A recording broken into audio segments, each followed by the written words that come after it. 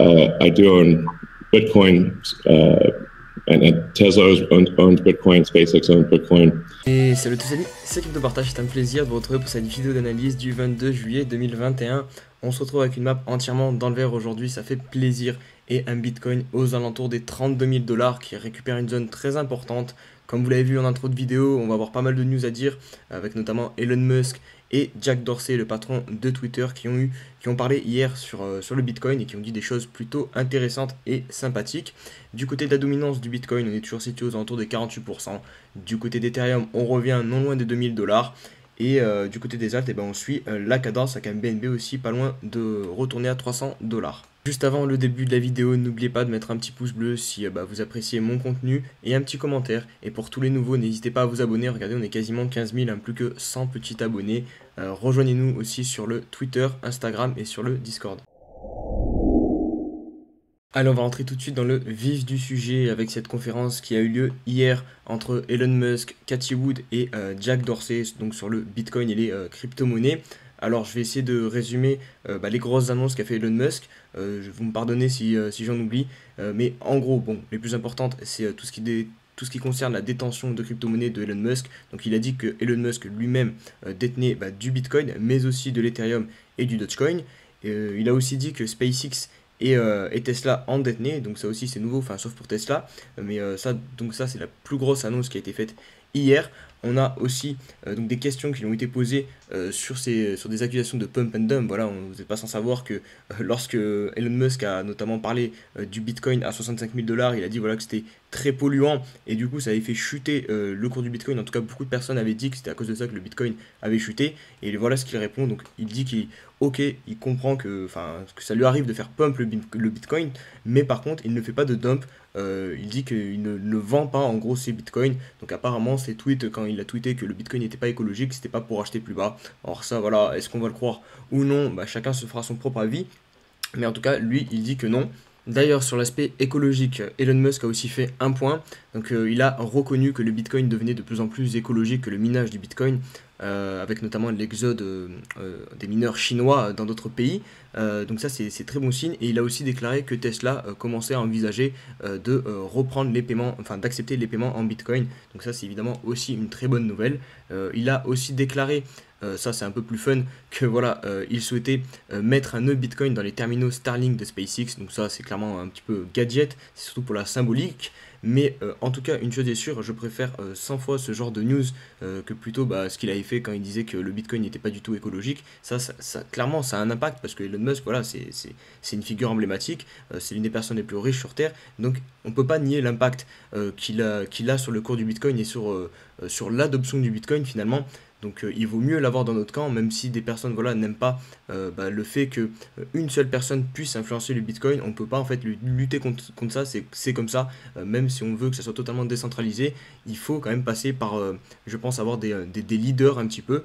Et Elon Musk en fait partie. Alors voilà, je pense vraiment moi qu'il faut qu'il soit plutôt de notre côté que dans l'autre camp, parce que voilà, s'il se met dans l'autre camp et qu'il casse le Bitcoin non-stop, certes je pense que Bitcoin réussira petit à petit à convaincre, mais ça prendra plus de temps, donc voilà, il vaut mieux l'avoir avec nous dès le début, et tout ira bien mieux. Allez, on change un petit peu de registre avec ce tweet de Grégory Raymond qui nous informe sur la campagne qui est lancée par CoinHouse dans le métro parisien. Donc pour la première fois, on va avoir des pubs sur le Bitcoin dans le métro parisien. Donc voilà, ça aussi c'est une preuve de la démocratisation. Et surtout, je vous en parlais hier aussi, de tout le secteur privé qui se développe vraiment énormément sur les crypto-monnaies, beaucoup d'entreprises, beaucoup d'exchanges, il y a de plus en plus d'utilisateurs, et donc forcément, vu qu'il y a de l'argent, et voilà, ce genre de choses, ça va arriver, des publicités un peu partout, donc voilà, c'est clairement bon signe. Xavier Finot qui met en avant la puissance des supports, et donc de l'analyse technique, avec différents graphiques sur différentes cryptos. Donc on a Solana, qui vous voyez,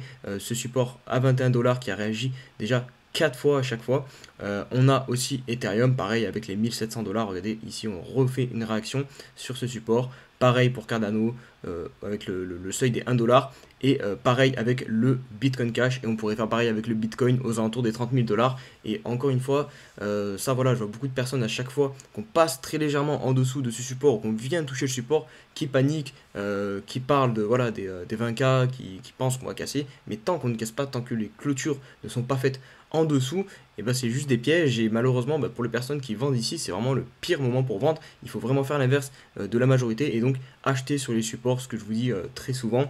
Donc voilà, faites bien attention quand on vient titiller ces zones qui sont très importantes et qui font peur à beaucoup de personnes. Il faut attendre, il ne faut pas paniquer. Et si jamais on venait à casser un support aussi gros et aussi, voilà, aussi long terme, on va le savoir en fait. Il y aura énormément de volume, ça va se faire dans la violence, mais comme je vous l'ai dit la dernière fois, ça peut pas se faire doucement. Vraiment, c'est pour ça que moi je pensais que le support on l'avait pas cassé, qu'on était passé sous les 30 000 dollars, on était à 29 500, parce que vraiment ça s'est fait tout doucement, sans volume, sans puissance. Et qu'est-ce qui s'est passé derrière? Hop, on a fait le mouvement inverse, un mouvement puissant haussier, un rebond, et finalement bah, on ne casse pas le support. Ce graphique qui nous montre qu'on aurait peut-être donc trouvé le bottom de cette correction sur le Bitcoin, puisque vous voyez c'est en gros, ça représente les profits réalisés ou non réalisés.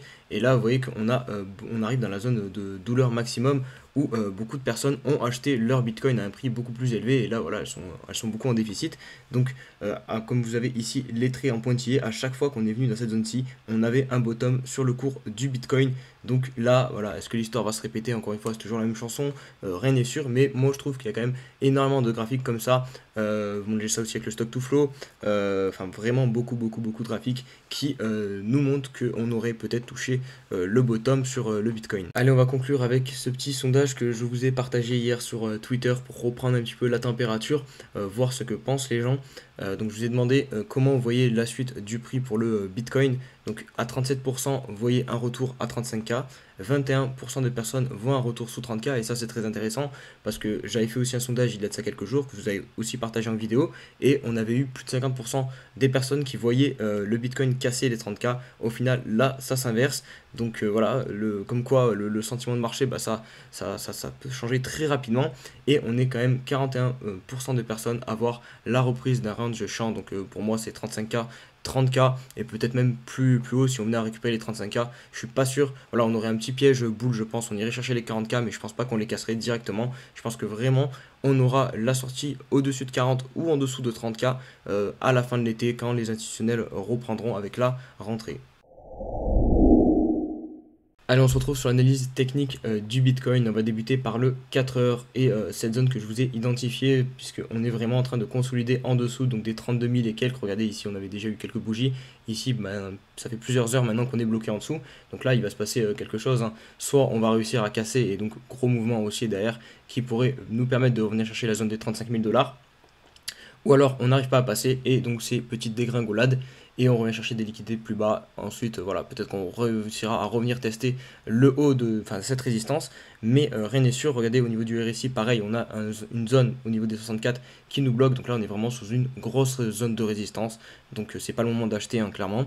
Si on se met sur le daily, pareil, on a quand même quelque chose de positif. On est venu récupérer la zone des 31 500 dollars avec cette bougie, clôture au-dessus. Donc ça c'est très positif. On a fait une mèche pile sur la MA 21. Mais si on prend un petit peu plus de recul, attendez, je vais vous enlever cette résistance qui était pour le 4 heures. Hop, on a cette trend baissière qui est toujours présente. Donc voilà, j'ai vu quand même des personnes commencer à s'enflammer sur Twitter.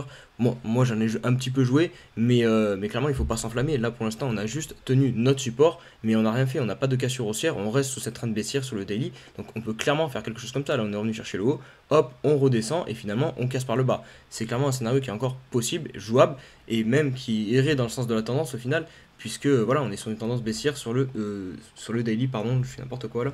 Hop, donc pour le moment, il n'y a pas de quoi s'enflammer. On espère évidemment casser par le haut, ce qui entraînerait en plus de ça un short squeeze, je pense, parce qu'il y a énormément de stop loss qui sont situés au-dessus, là, des shorters qui shortent à toute berzingue le Bitcoin. Mais si jamais voilà, on vient à péter ces niveaux de résistance, d'ailleurs, ça va accélérer le cours du Bitcoin et ça m'étonnerait pas qu'on vienne chercher les 40 000 dollars très rapidement. Mais pour le moment, vous voyez, on bloque sous les 32 000 dollars et tant qu'on bloque sous cette résistance, il n'y a vraiment pas de quoi s'enflammer.